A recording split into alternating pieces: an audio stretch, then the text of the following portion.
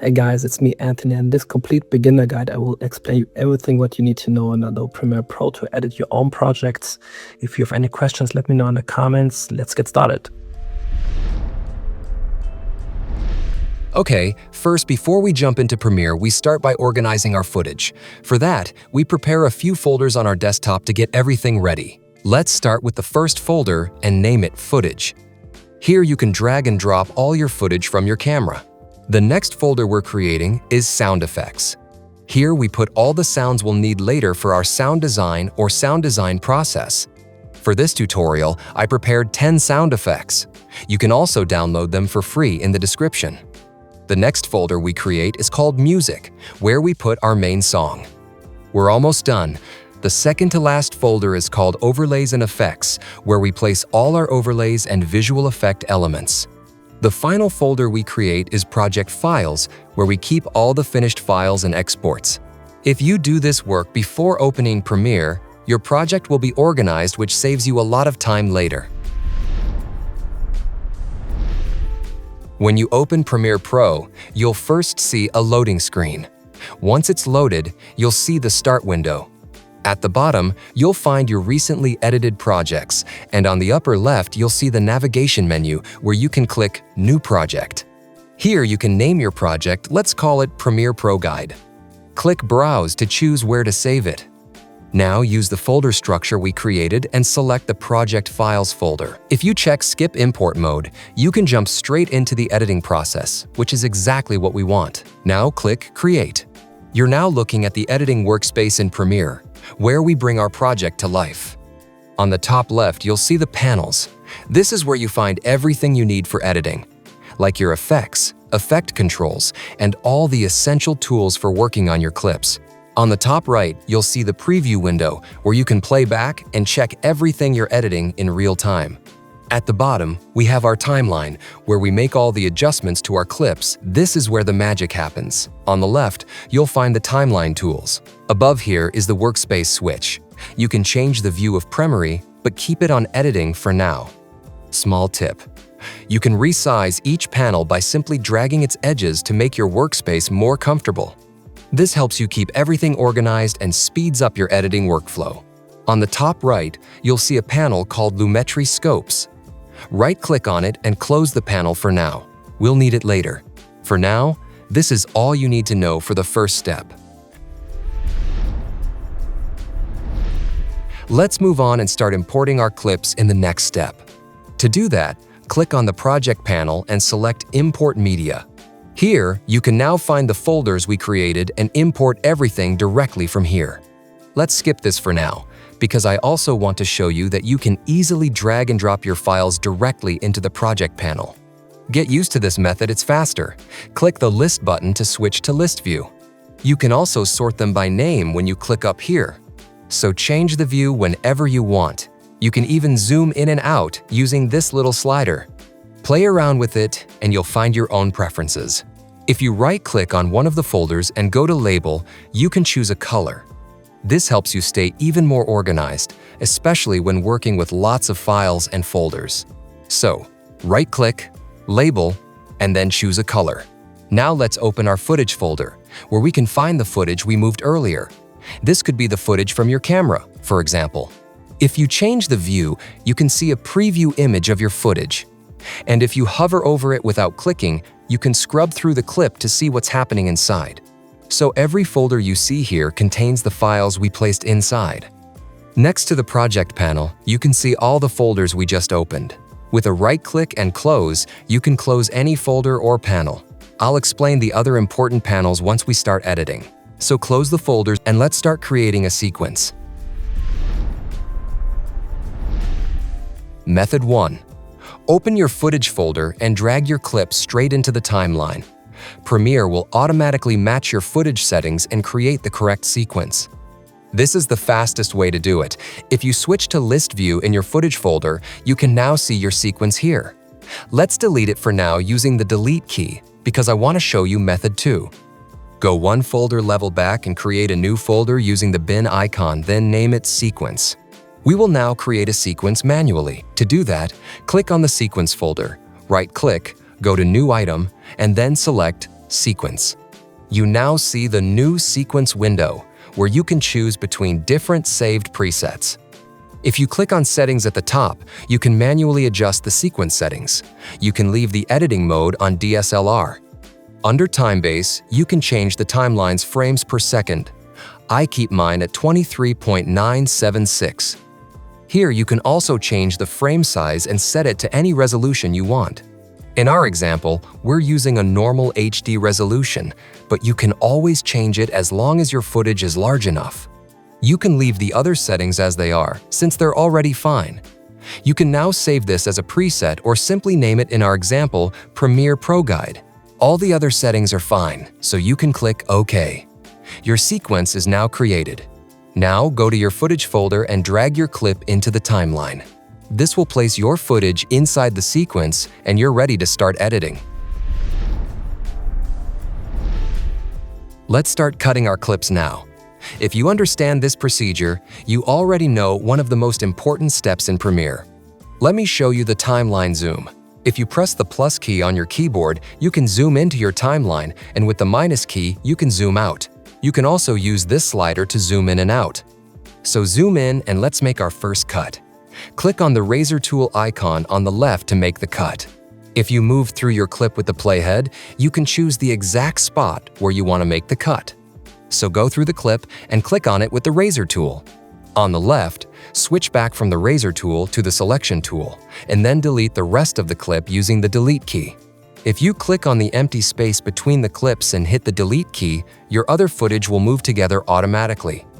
You can repeat these steps until you've gone through all your clips.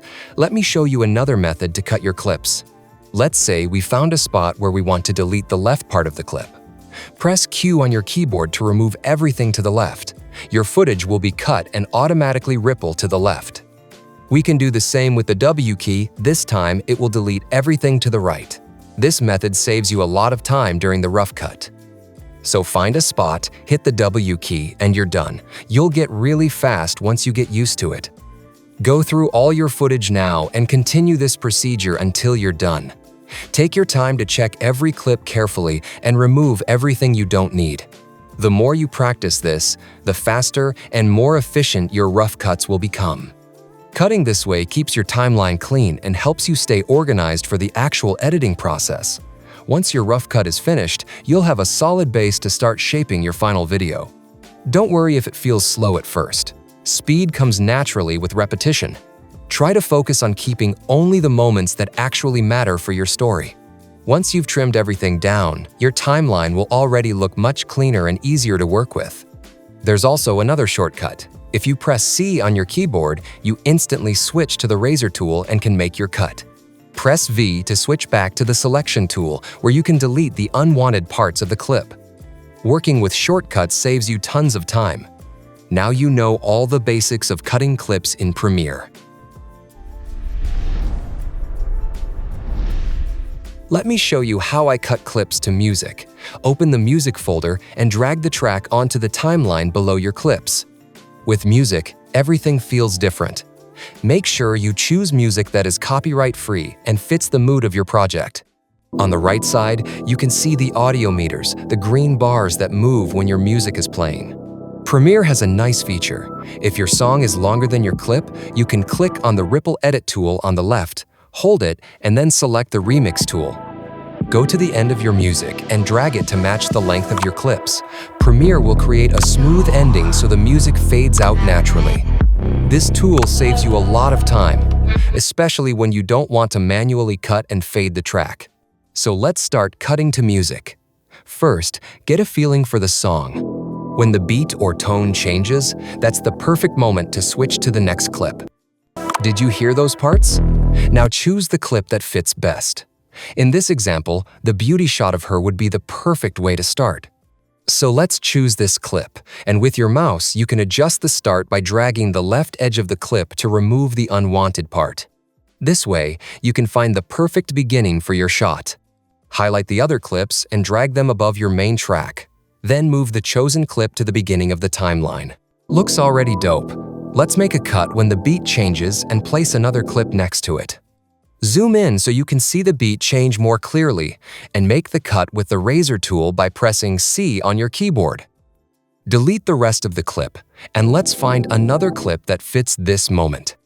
Zoom out so you can see your clips, and I think we've already found the perfect one. Let's use this clip and drag it next to the other one. Looks very good. The beat starts slow, so these portrait shots are the perfect fit for it. When the beat changes, that's the right moment to bring in another clip. So trim the clip to the beat change and zoom the timeline out so we can see and choose another clip that fits this part. Let's use this clip for it. First, make sure you're at the right spot and trim it. Let's use the part where she starts looking behind the pillar. Then drag the clip next to the other two clips.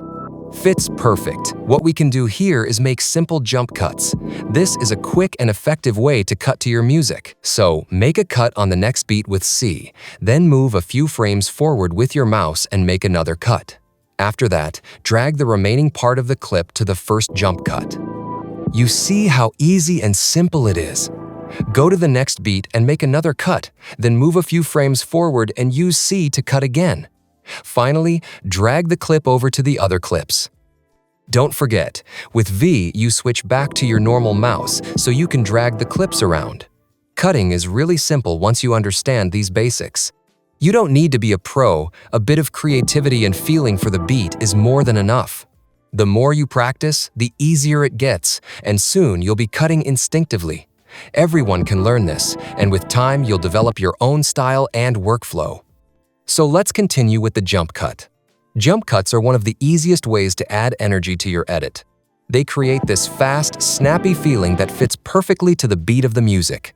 You simply cut out a few frames and the clip suddenly feels more dynamic and interesting. This technique works great for portraits, movements, or any scene where something subtle is happening. Don't worry about doing it perfectly. Jump cuts are meant to look a bit rough. That's what makes them stylish. Try different lengths and see what feels best. The important thing is that the cuts follow the rhythm, so the viewer stays engaged.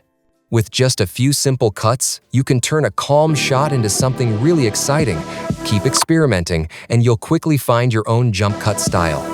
With the last click of this beat, I'll show you a nice effect later. When the heartbeat drops, I recommend starting with a nice movement shot of her. This clip fits perfectly for that moment, especially when she starts walking. So let's trim this clip right when she starts walking, and as usual, drag it next to our other clips. Let's watch all the clips again to get a better feeling for the clips and music.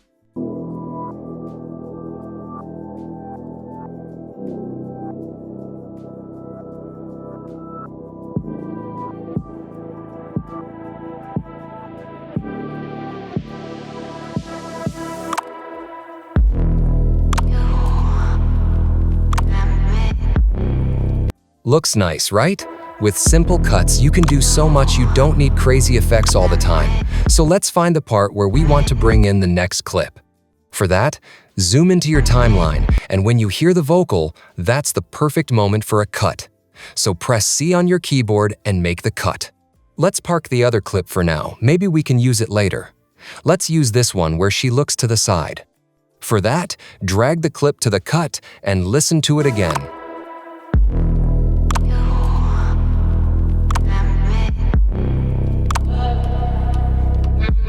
To be honest, I don't like this clip because it's too slow for this part of the beat. Let's find another one with more movement, like this one. Trim it a bit and drag it next to the other clip again. I think this one looks way better, since our music is more energetic, just like the shot.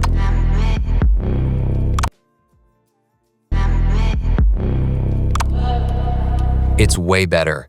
You see, you only need a feeling for the music and the clips you're using. Just make sure they fit together. So for the next cut, listen for that, click on the beat, and make your cut right there, even if it's a short one. So hit C on your keyboard, make the cut, and drag the other part of the clip to the right. Maybe we'll need it later. What you can do is copy the other clip by holding the Option key on Mac or the Alt key on Windows to find another part of it. Just extend the clip to the right, trim the beginning, and choose a part where we have a nice movement from her. The moment where she is facing the camera is perfect. Drag the clip to the other clips, and let's see how it's looking now.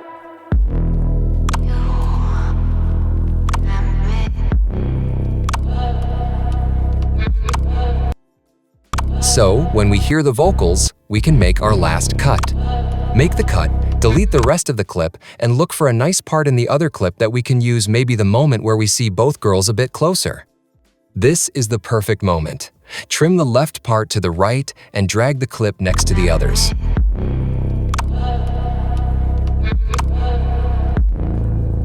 I think you can see now how important it is to cut to the music.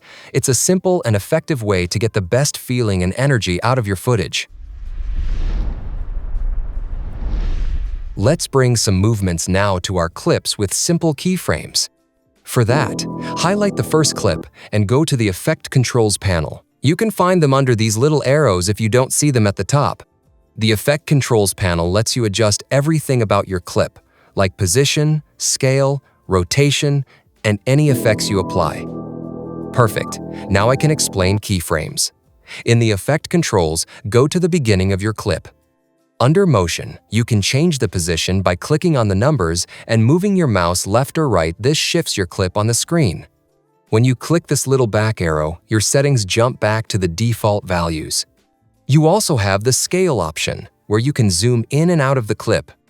Let's reset the clip back to default, and since your playhead is already on the first frame, you can click the little stopwatch icon next to Scale. This creates a keyframe. A keyframe is basically a point that saves a specific value so Premiere can animate between different values over time.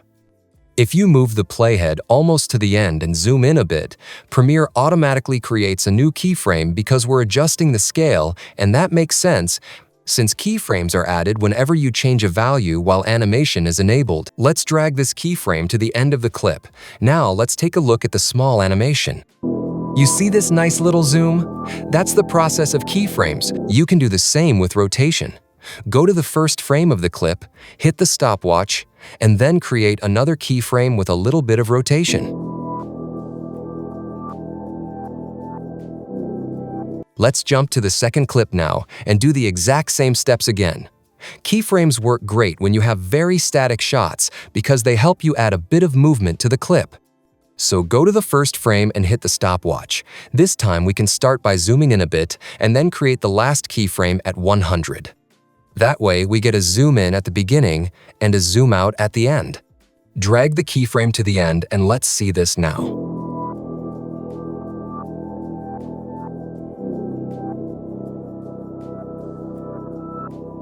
Looks dope. Let's shorten the last clip and let me show you here a simple dolly zoom keyframe effect.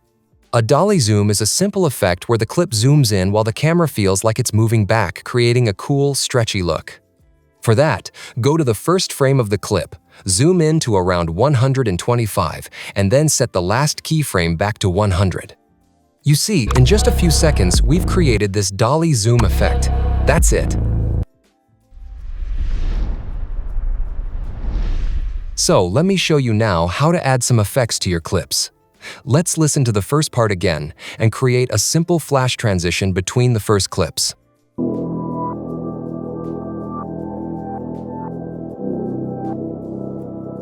For that, highlight your first clip and go to the Effects panel at the top. Search for the Brightness and Contrast effect and drag it onto the first clip. You can also drag and drop it directly onto the second clip as well. Both clips now have the effect applied, and to make the adjustments we need to go back to our effect controls where we can fine-tune everything. Highlight your first clip, and in the Effect Controls panel, scroll down to the Brightness and Contrast effect. Whenever you drag an effect onto a clip, you'll see it appear here in the Effect Controls. Set a keyframe for brightness at 100 and for contrast at 40, and move both keyframes to the end of the first clip. You see your clip getting brighter with that effect. Once you've moved your keyframes to the end, go about 5 frames to the left by pressing the left arrow key on your keyboard. Then click the back arrow buttons to set brightness and contrast back to 0. You now have a simple flash on the first clip. Now we do the same on the second clip, but this time at the beginning. Set the brightness to 100 and the contrast to 40, make then 2 keyframes. Then move about 5 frames forward and bring both values back to 0. For that, just click the little back arrow buttons. That's how you create a simple flash effect. Remember this part with the click on the beat? Let's make a cut there. Then go to the Effects panel, search for the black and white effect, and drag it onto the part of the clip after the click sound. With this effect, you can turn your clips black and white very quickly and easily. Let's check it now. You see how dope it looks? Let's bring in a nice shake after the hard beat drop. You can also use presets for this, which saves you a lot of time. First, you need to create an adjustment layer. You can do this by clicking on the New Item button and creating an adjustment layer.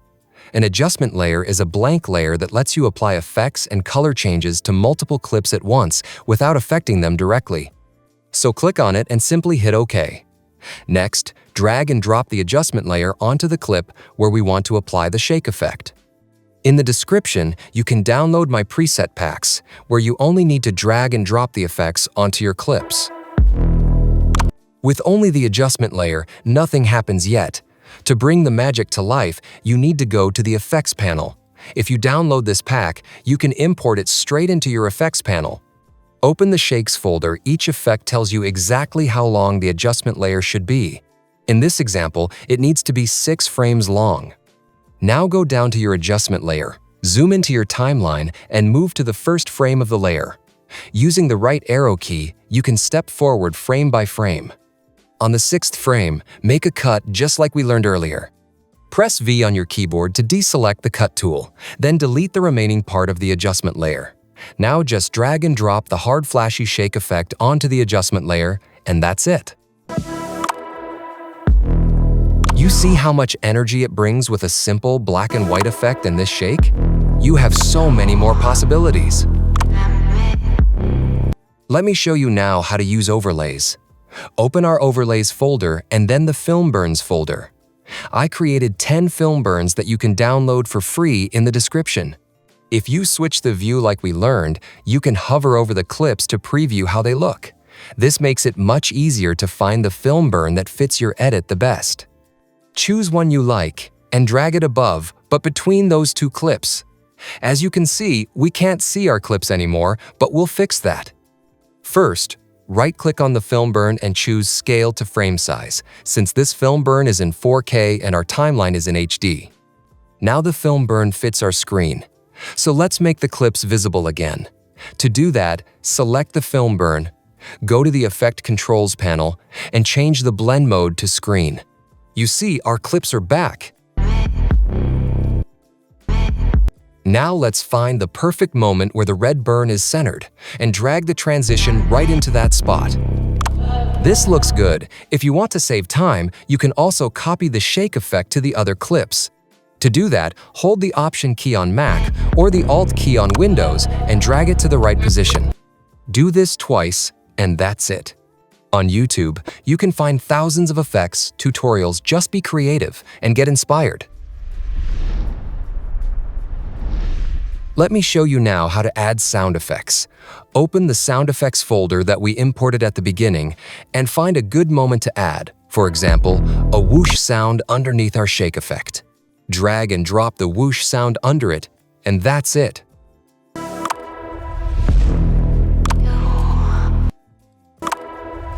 You can see that with sound effects, your clips and transitions instantly feel more intense.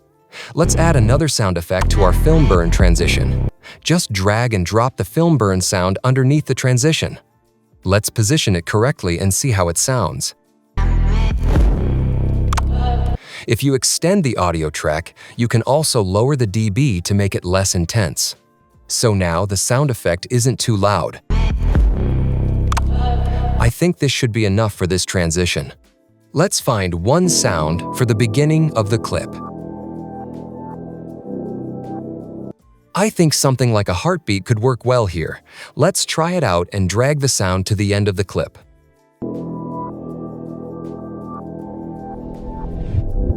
Damn, this sounds dope, right? Let's find another sound. Maybe this time we can try this aggressive glitch for our jump cuts? To be honest, I don't like it, so let's maybe put it to the last clip where we have our dolly zoom effect. Here, it sounds much better, so let's keep it there. Let me show you another sound effect you can always use inside the Effects panel. Go to the Effects panel and first close our Presets folder structure. Under Audio Effects, you'll see a bunch of effects you can use. What I'm looking for is the bandpass effect, which you can find under Filter and EQ. Drag and drop the effect onto your main music clip and hear the difference. The bandpass effect isolates only a specific mid-frequency range, giving your audio a filtered, radio-style sound. So let's jump to the next part of this guide. If you want to add text to your clip, just click on the little text icon on the left, and then click on your preview window to create the text you want. In this example, let's go with Lost in Motion. You see on your timeline we now have a new layer. This is our text layer. Now go to the Properties panel, where we can adjust the text. First, highlight your text by selecting it in the panel, and then you can change the font, the size, and a bunch of other settings until it fits your project. A nice cinematic font is, for example, Helvetica, but you can always find other great fonts from creators on YouTube. Here, you can also choose whether you want it bold, light, or anything in between. You can even turn all letters into uppercase to get that clean cinematic look, and by using the size slider, you can make the text bigger or smaller. I also recommend adjusting the tracking, which increases the spacing between the letters and gives your text an even more cinematic look. Let's center our text now. Scroll down to Align and Transform, and click the two center buttons to perfectly align your text. To deselect the text tool, just press V or click the selection tool and voila, you have a nice text on your clip. But let's animate it a bit because right now it still looks a bit cheap. Shorten it to the same length as our clip and let me show you a new Premiere tool that makes animating text super easy. Go to the Effects panel, search for Text Animator, and drag and drop it onto the beginning of your text layer. You now see this little slider in the beginning which shows you the text layer is implemented. And already you have a nice text animation. Drag and drop it also to the last part of the text layer. Looks nice, right?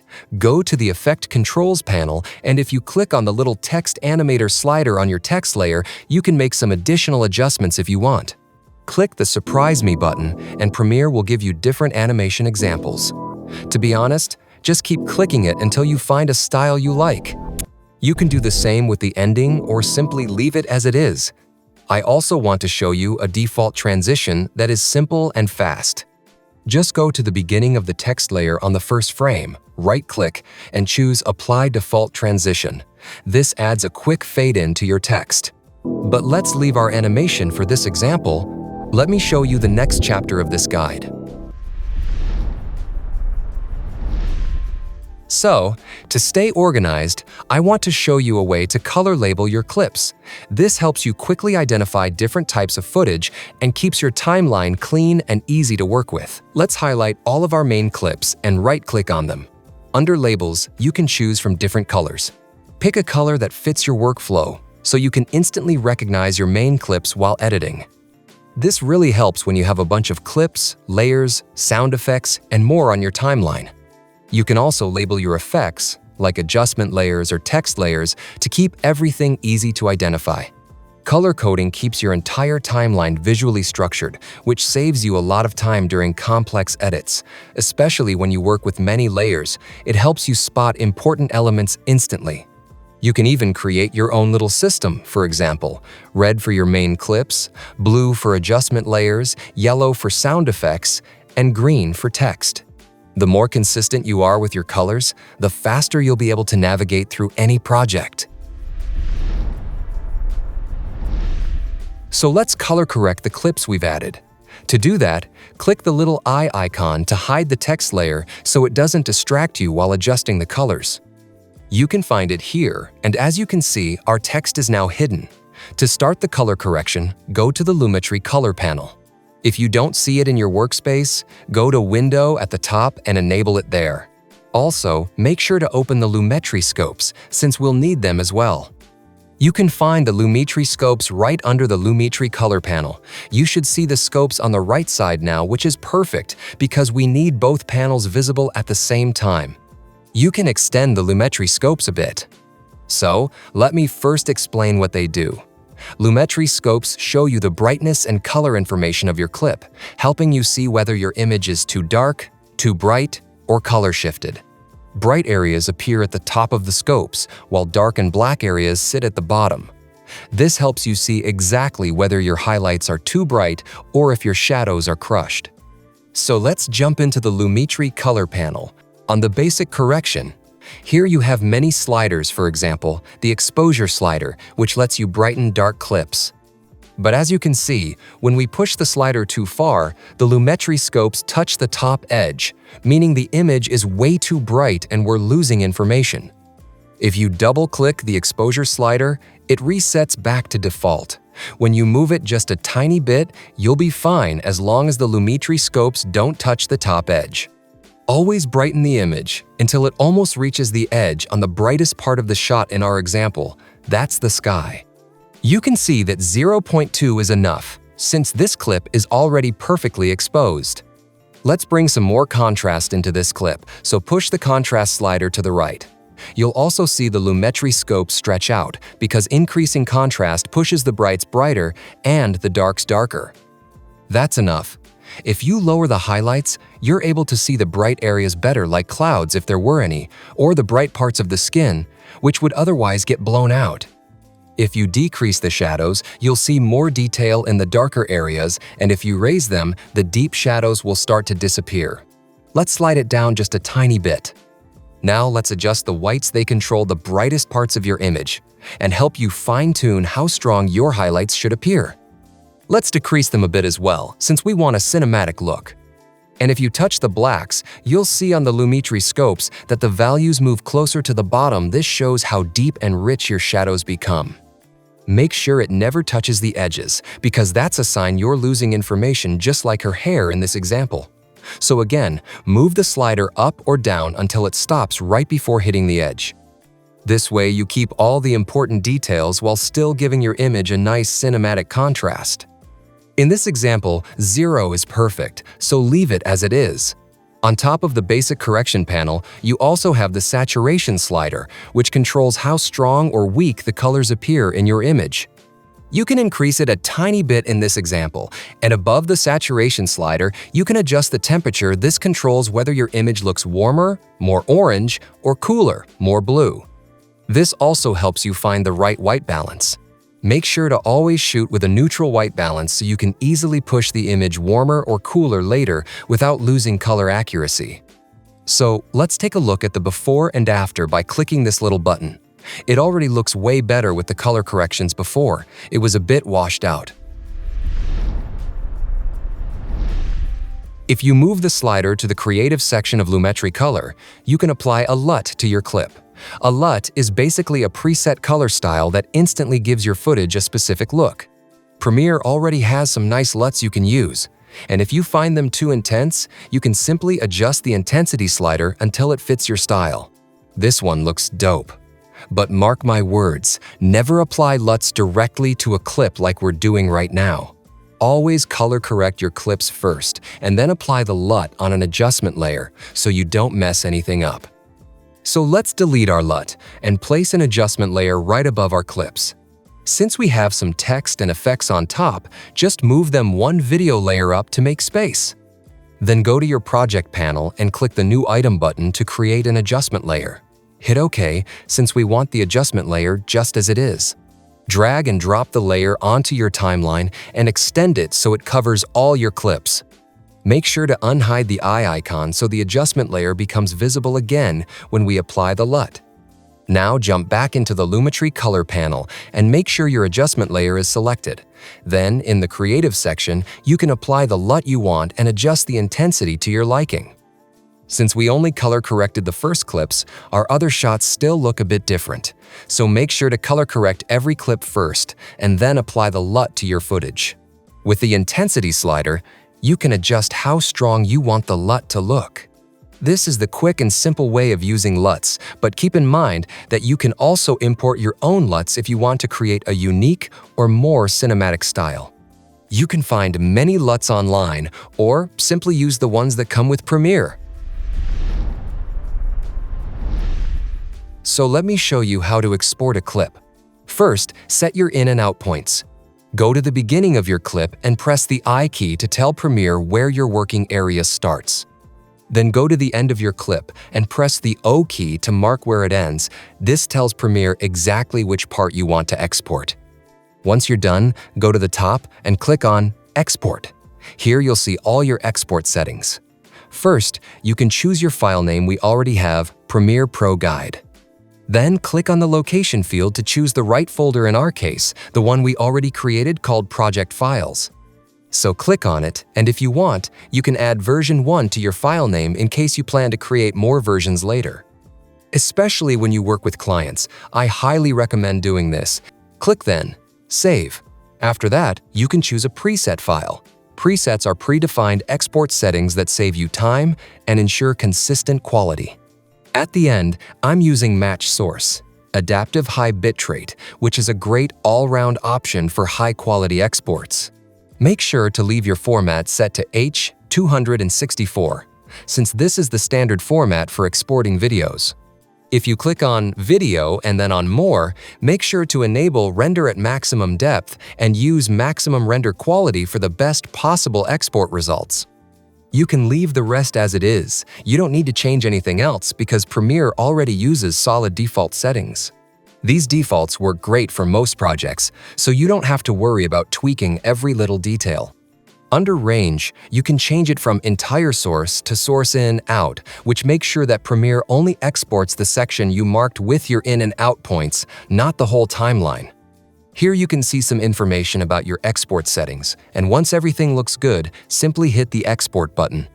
Premiere is now exporting your in and out points, and this may take a moment. Once it's done, you can find the exported clip inside your Project Files folder. Let's have a look. I also color-corrected all other clips for you.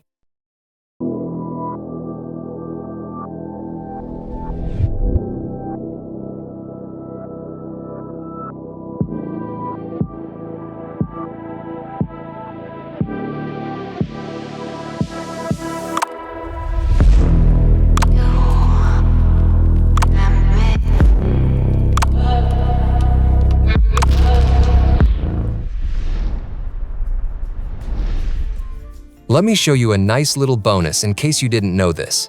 In the latest version of Premiere, you can go to Window, then Extensions, and open the Film Impact dashboard. Here you can see all the new effects in a live preview window.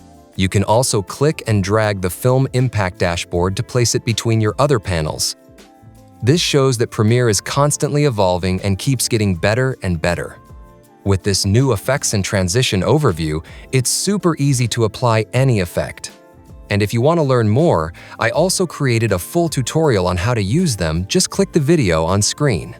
And if you enjoy content like this, feel free to subscribe. I'd really appreciate it.